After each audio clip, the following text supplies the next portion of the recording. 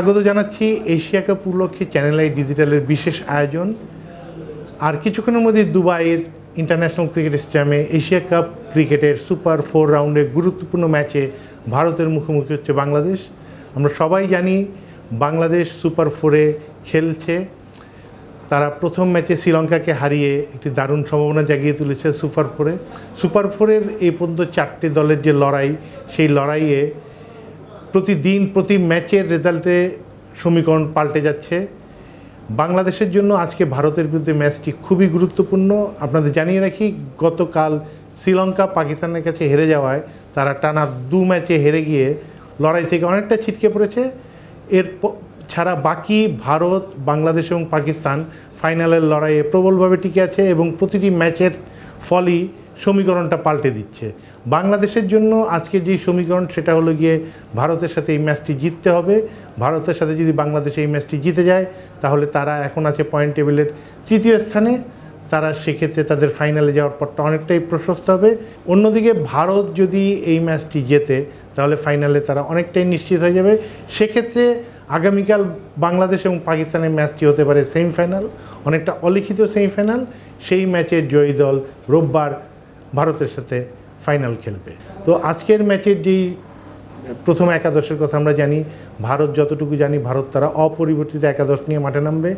বাংলাদেশের অধিনায়ক লিটন কুমার একটু ইনজুরিতে আক্রান্ত, তারপর আশা করা যায় তিনি গত 2 দিন বিশ্রাম নিয়েছেন।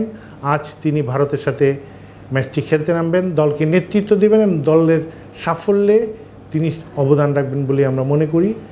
আর একটি বিষয় জানিয়ে রাখি, দুবাইয়ের উইকেটে যেটা হয় খেলা আমরা দেখেছি আগের কয়েকটি ম্যাচে, যে শুরুর দিকে উইকেট যতটা ফাস্ট থাকে, অর্থাৎ যত ইনিংসের এগিয়ে যায় ততটাই উইকেট স্লো হতে থাকে এবং এটাই শেষ পর্যন্ত গুরুত্বপূর্ণ অনুষঙ্গ হয়ে দাঁড়ায় ম্যাচ নির্ধারণের ক্ষেত্রে। সুতরাং বাংলাদেশকে যদি আগে ব্যাট করতে হয়, তাদের শুরুটা ভালো করার পাশাপাশি এই মাঝখানে যে উইকেট স্লো হয়ে যাওয়া, যে রান সংগ্রহে অসুবিধা হয়, সেই অসুবিধাটা কাটিয়ে উঠতে পারবে।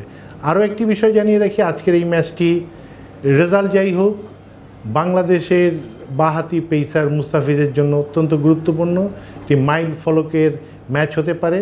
কারণ টি-20 ক্রিকেটে, আন্তর্জাতিক টি-20 ক্রিকেটে মুস্তাফিজ, সাকিব ছিল 149টা উইকেট, সেই 149 উইকেট শিকারের রেকর্ড স্পর্শ করেছে মুস্তাফিজ। আজ যদি ভারতের বিরুদ্ধে একটি উইকেট পায়, তাহলে প্রথম বাংলাদেশি খেলোয়াড় হিসাবে আন্তর্জাতিক টি-20তে 150টি উইকেট শিকারের রেকর্ড গড়বেন ফিজ।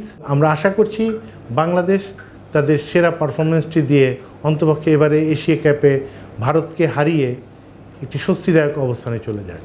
এবং দু দলের যে পারস্পরিক পরিসংখ্যান, তাতে দেখা যায় ভারত এ পর্যন্ত আন্তর্জাতিক টি-20 ম্যাচে বাংলাদেশের বিপক্ষে 16টি ম্যাচ জিতেছে, বাংলাদেশ জিতেছে একটি মাত্র ম্যাচ 2019 সালে দিল্লিতে।